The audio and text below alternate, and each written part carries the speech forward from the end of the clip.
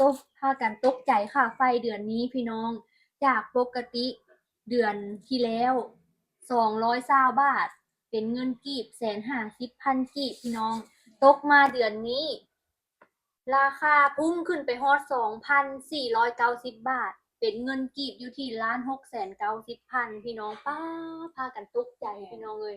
ว่าค่าไฟเฮาเป็นอย่างคือพุ่งกระโดดขึ้นแพงขนาดนี้พี่น้องสบายดีเด้อพ่อแม่พี่น้องมื้อนี้กะพากันมานั่งเว้าเรื่องค่าไฟสบายดีที่พากันไปเบิ่งอันลักไฟลักเล็กหม้อไฟพี่น้องสิไปเบิ่งหม้อแปลงไทยแม่นว่ามันสิตรงกันบ่พี่น้องเลขไทยมันพอสิตรงกับเลขที่ว่าเขาเจ้าจดมาให้เฮานี่บ่พี่น้องเพราะว่ามีคนเอาลงอันแอปฟ้าเนาะเอาลงโซเชียลแล้วพี่น้องมี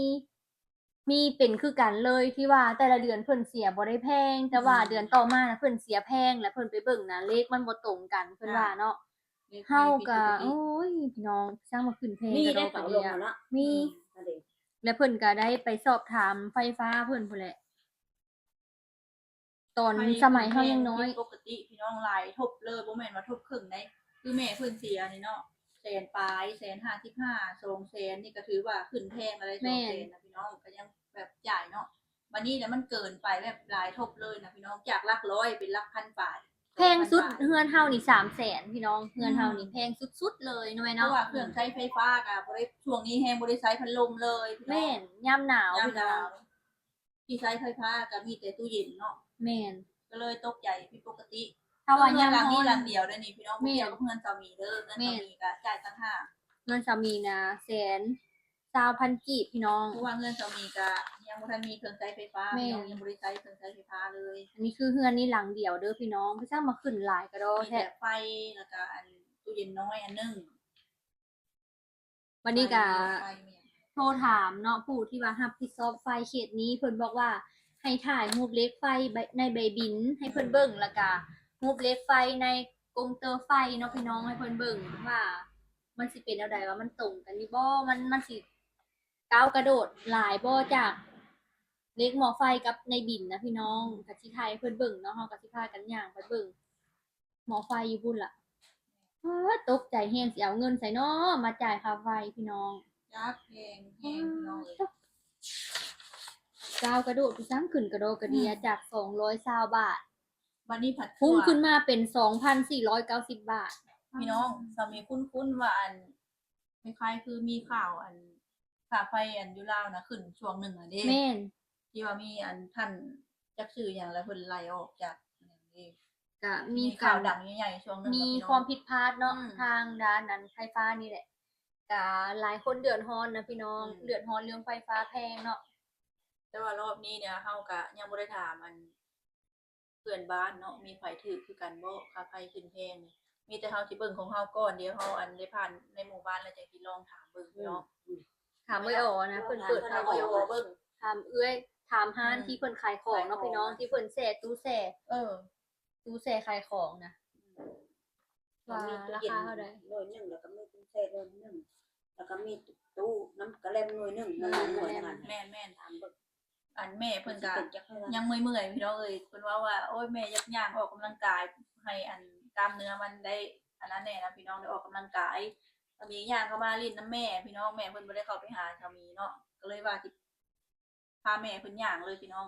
ย่างผ่านในหมู่บ้านแล้วก็เข้าไปเล่นในบ้านจักหน่อยนึงเนาะย่างออกกำลังกายต่างย่างออกกำลังกายคันสิย่างผู้เดียวผัดเป็นห่วงแม่พี่น้องยันเมื่อยยันหยังนะเพราะว่ายังบ่ทันได้นั่นแม่เนาะยังเพิ่นช่วงเช้าคักยังเมื่อยเพลียอยู่พี่น้องแม่เอาน้ำไปนำน้ำก็ให้กินน้ำบำรุงไขหลังน้ำแบบเป็นน้ำสะอาดเลยพี่น้องที่ว่ากินแล้วมันดีต่อไขหลังดีต่อไตนะพี่น้องนี่น้ำสะอาดแม่เพิ่นก็ได้กินน้ำมานี่เด้อพี่น้องลูกแต่ละคนก็เบิ่งแม่ดีทุกคนได้อาศัยทุกคนหรือเบิ่งแม่ทุกคนอยู่ค่ะแม่นี่มันเกินความปวดว่าแต่นี่ยังถือบ่มัดแม่โอ้ยผู้อื่นเขาก็ป่วยแต่กูนี่อีกอันนี้เฮายังอันนั้นอยู่นี่ก็ยังไปได้มาได้ก็ต้องยังไปได้มาได้แม่ค่อยๆอันฟื้นฟูไปแล้วเนาะพี่น้องค่อยๆอันนั้นไปแล้วก็จะค่อยๆดีค่อยๆเศร้าไปคือหมอเพิ่นว่าแหละเตะมาให้ก็กินให้มันเบิดให้มันจุกเพิ่นเตะมาให้กินอยู่ มันกินได้อยู่เขาอยากกินปูปลาหานก็เฮ็ดได้กินแล้วเจ็บท้องมันเป็นน้ำยังก็ยังบ่ฮู้แม่ว่าเคยเจ็บท้องมาแต่ใดอยู่แล้วท้องใส่บ่ค่อยดีอยู่แล้ววันนี้แหละเพราะว่าให้ระวังพวกอาหารการกินนั่นแหละคนเบาหวานมักเจ็บท้องอยู่แล้วเขามันเป็นขยงค่ะนั่นแหละก็เลยต้องระวังความเกี่ยวกองดองของหมักกองดองน่ะบ่ได้กินแล้วกินบ่ได้เลยไปวันนี้เฮาที่ย่างไปเบิ่งบ่ได้ไกลดอกพี่น้องมีเตอร์ไฟเนาะพ่อเห็นอยู่หลังไฟก่อนพ่อเห็นอยู่เด้ไปเบิ่งแล้วจังสิเล่าสู่พี่น้องฟังว่าเลขมันตกกันบ่หรือว่ากระโดดแฮงบ่เนาะป้าไปเบิ่งนำกันไปพี่น้องพากันย่างไปบัดนี้เป่าก็จะไปอังเปาก็ขังไว้ก็ให้ห้องคันบ่ปล่อยเพิ่นไปนำอังเปาแล่นไปก่อนแล้ว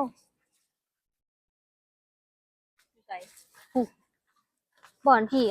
เฮาถ่ายคลิปตอนนั้นเด้พี่น้องที่ว่าไฟใส่บ่ได้หั่นเด้เพิ่นมาแปลงไฟเฮาน่ะไม่ไปน่ะดูไอ้หวานกลางคืนมันก็เป็นแสงแดงๆอยู่ได้มีว่างั้นกงเตอไฟน่ะเป็นตาย้านนี่มันสิเป็นแดงแบบว่ามันนั่นไปใส่มาละเหี่ยมไปเบิ่งนั้นน้ำเฮาไปเบิ่งคือกันทุกเฮาบ่เงินเพิ่นอยู่ในนี่เพิ่นย่างออกมานี่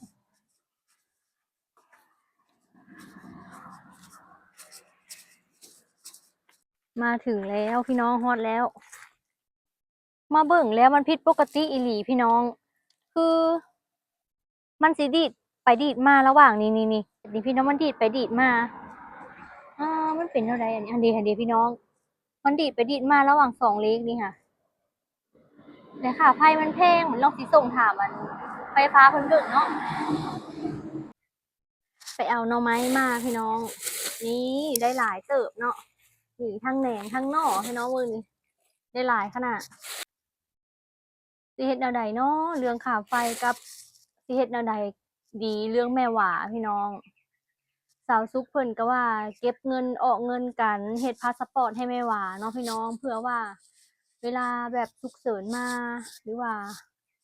พาแม่หว่าไปหาหมออยู่ไทยเนาะพี่น้องมันจังสะดวกสบายเวลาที่เพิ่นมีพาสปอร์ตแล้วเวลาไปมันจังแบบง่ายหั้นนะพี่น้องมีพาสปอร์ตก็อยู่ได้หลายวันเนาะนี่แหละน้องตะเกียวสิแกงหน่อไม้แล้วก็เอาเมื่อกินอยู่บ้านเอื้อหมีพี่น้อง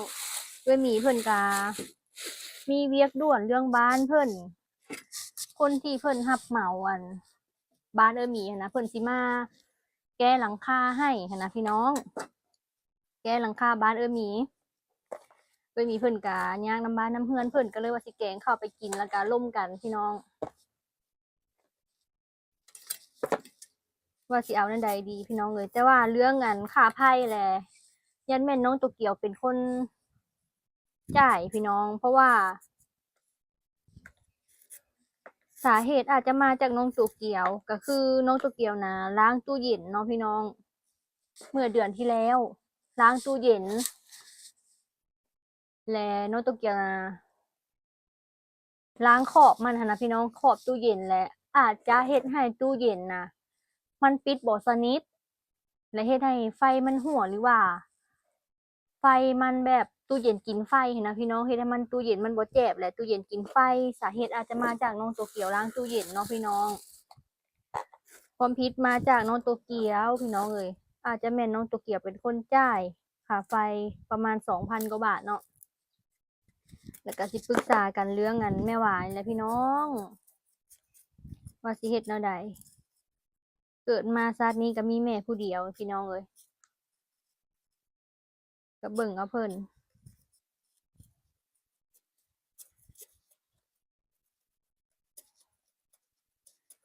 คืออยู่นี่กะ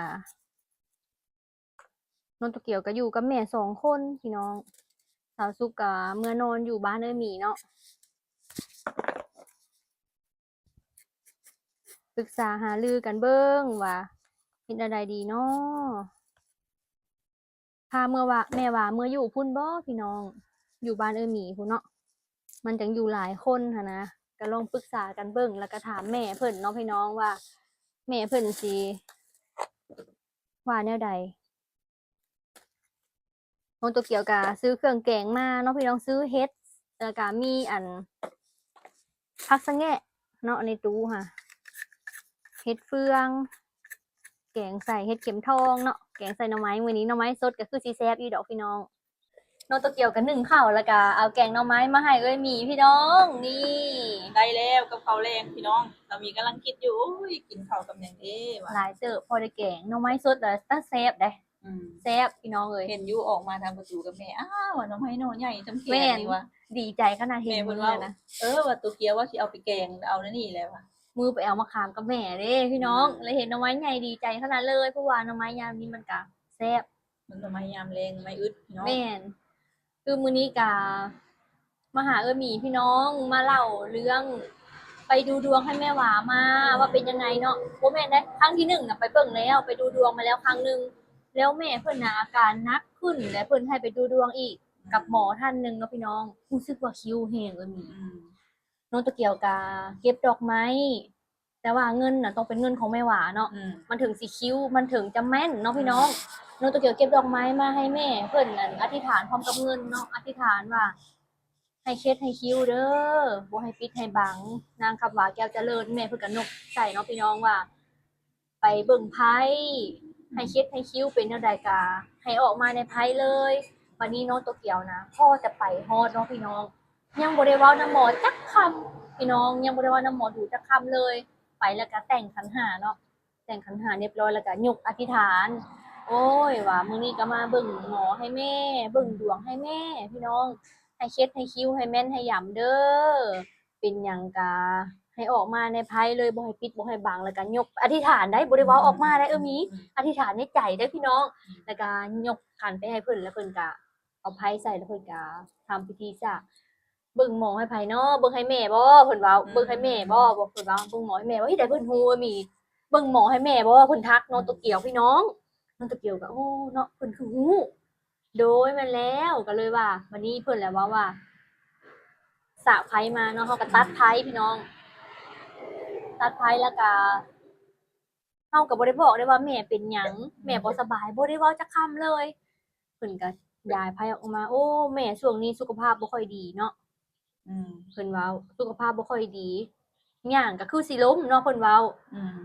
อืม แล้วน้องโตเกียวก็ตกใจอ้าวเพิ่นคือฮู้พี่น้องเพิ่นคือฮู้แล้วบัดนี้น้องโตเกียวก็ถามว่าเพิ่นน่ะถูกของบ่หรือว่าถูกหยังถูกอิหยังต้องอิหยังซูนแต่เพิ่นเว้าว่า มันก็บ่ถึงขั้นกับว่าถูกของพี่น้องเพิ่นเว้าว่าราหูแดงเข้าก็คือ อาจจะโดนลมเพลลมพัดโดนของได้เพิ่นเว้าแนวนี้เนาะพี่น้องก็คือราหูแดงเข้า ผีสู้เนาะพี่น้องแปลว่าถ้าสมมุติว่า คนดวงตกเนาะผีมันก็สิต้องสิสู้ได้อาจจะโดนลมเพลลมพัดได้เพิ่นว่าแลแม่ว่านะถ้าบ่แก้ราหูแดงหมีถ้าบ่แก้ราหูแดงเครื่องร้อยแล้วแม่นกินยาแนวใดก็บ่เซา อืม พี่น้อง อันนี้คือคล้ายๆกับเหตุการณ์ตอนที่แม่ว่าป่วยหนักครั้งแรกเลยเด้อพี่น้องไปเบิ่งหมอเนาะคล้ายๆกันเลย ถ้าว่าบ่เฮ็ดทางพิธีแบบแก้ดวงแก้หยังก็คือเฮ็ดได้ก็บ่เซาเพิ่นว่าเฮาก็เชื่อเลยเนาะพี่น้องก็ควบคู่กันไปบ่เชื่อก็บ่ลบหลู่ คนพี่น้อง แม่น เฮาเฮ็ดแล้วเฮาสบายใจ แม่น อันนี้เฮาเชื่อเรื่องดวงเนาะพี่น้องเรื่องบาปเรื่องกรรมเฮาเชื่อเฮาก็เลยว่าสิไปแต่งแก้ให้แม่เพิ่นแต่ละปีก็เฮ็ดบูชาทุกปีเนาะพี่น้องเฮ็ดแบบว่า ไปเฮ็ดอยู่วัดเด้อพี่น้องเฮ็ดหยังผู้เพิ่นสูตรเพิ่นเอิ้นสูตรสะเดาะเคราะห์เด้อพี่น้อง แต่ว่าแม่ว่านี่คล้ายๆว่าโดนเคราะห์หนักถูกเคราะห์หนักเนาะพี่น้องก็เลยต้องได้แก้ราหูแดง เครื่องร้อยเทียนร้อยทุ่งร้อยเป็นทุ่งแดงเทียนแดงเด้อพี่น้องแก้เครื่องแดงเบิดเลยเพราะว่าราหูแดงแล้วก็ต้องมีรูปราหูแดงเพื่อเอามาใส่ในกระทงเก้าห้องสี่เจ๋เพิ่นว่ากระทงก็เฮ็ดเพลงเนาะพี่น้องเฮาก็สิพากันเฮ็ดให้แม่เพิ่นเนาะพี่น้องสิพากันหยิบเครื่องร้อย แม่นบางแรกนี่อันแม่ก็พาสามีไปเอาใบบางนี้พี่น้องขอเงินเดียวแล้วก็หัวข่าแล้วก็หัวพริกไทยใบพูเอามาเตรียมไว้ห่อเมี่ยงเนาะในส่วนของอ่าตัวเกียวเฮ็ดมื้ออื่นได้เฮ็ดพูดเนาะเฮ็ดข้าวอันงาข้าวดำ ตอกแตกข้าวตอกแตกแล้วก็ข้าวแดงอันนี้ก็มีรวม อัน เฮา นี้ สิ เขาจะเอามื้ออื่นก็ได้มันอยู่ไกล บ่เฮาสิยิบใส่อันนั้นเด้ยิบเป็นเมี่ยงใบมักยมนะต้องใส่อันหัวสิงไข่อยู่พี่บ่มีหัวสิงไข่ แม่นสิเฮ็ดอยู่นี่ตัวนี้ มีแต่หัวสิงไข่ เอามาแล้วขอเงินเดียวเอามา โอเค คือสิซอยตำใส่หมอค่ะ เพราะว่าสิเมื่อเฮ็ดญี่ปุ่นก็มีผัดสร้างสิเข้ามาเบิ่งหลังคาเนาะพี่น้อง จังหวะเลยพี่น้องคล้องอยู่ มื้ออื่นที่สิโทรถามอีกเพื่อความแน่ใจเนาะเฮาก็เสียเวลาเฮาเฮ็ดอัน แม่ นั้นอันนี้ แม่น วันนี้เลยคิดว่าสิเฮ็ดอันเวียกนี่คล้องรถเป็นหยังนี่ค่าเซาค่าสีก็ยังบ่ได้ท่าเพราะว่าแม่เพิ่นบ่สำบาย แม่น ก็เลยว่าเดี๋ยวจัดการเรียกแม่เพิ่นอันซะก่อนให้สว่างๆซะก่อน พากันเฮ็ดเครื่องร้อยให้แม่ พากันเฮ็ดเครื่องร้อยเตรียมมันพาแม่เพิ่นไปเฮ็ดให้มันแล้วเนาะ แม่น แล้วก็ให้สว่างๆดีขึ้นไวๆพี่น้อง แม่นพี่น้องก็ประมาณนี้แล้วน้องตัวเกี่ยวกับพี่น้องยังอุกใจอยู่ได้กับเรื่องค่าไฟนะพี่น้องน้องตัวเกี่ยวกะโอ้ ไม่ได้ ย ถามบ่ยออยู่บ่ ค่ะเจ้าไปถามว่าเจ้าอย่างมา บ่ได้ถาม ลืมถามทำไปใช้หนี้เพิ่นติดหนี้กันได้อ๋อพี่น้อง27,000เนาะ คิดว่าโอ้ตัวเดียวไปถามบ่ยอแล้วอ่ะเนี่ย ปัดเมื่อถามเพิ่นก็ได้น่าจะเป็นแต่เฮือนเฮาอ่ะแหละเพราะว่าคันเฮือนเราน่ะมันเป็นแต่ตอนนั้นค่ะบ่ได้เป็นแบบค่าไฟแพงใดเฮือนได้อ๋อนะเป็นแบบค่าไฟถูกก็มีถูกผิดปกติ แบบไฟฟ้าเพิ่นก็มาอย่างรวดเร็วเลย เพราะว่าค่าไฟมันถูกแพงเด้ซะเดือนละแบบบ่ฮอด50 บาทซะวะ โอ้ เดือนละ30 50เนี่ยนะมันถูกเป็นปกติ แต่ว่าค่าไฟของเฮานะมันแพงแต่เบิ่งตามเลขมันก็คือสิถูกแต่ว่าน่าจะบ่ฮู้แหล้วพี่น้องเอ้ยไผพาเพิ่นก็ยังบ่ตอบเลยเนาะส่งปัญหาเพิ่นก็เฮาก็อาจจะได้เสียหั่นแหละพี่น้องเพราะว่าใบอันนี้เพิ่นก็ออกมาให้เฮาเรียบร้อยแล้ว อาจจะมีไฟหัวหรือว่า